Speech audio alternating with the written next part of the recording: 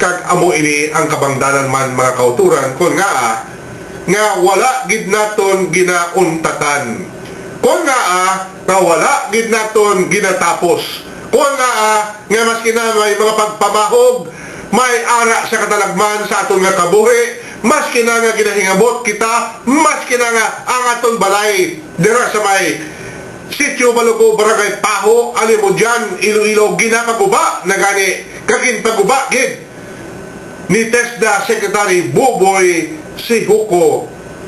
Hindi kita iya mag-atras kay tungod nagasakdag kita kag nagapati kita sining natalupangdan kag nakita ini natun-an sang social scientist nga si Dr. Mahar Mangahas nga tama naging kalubha.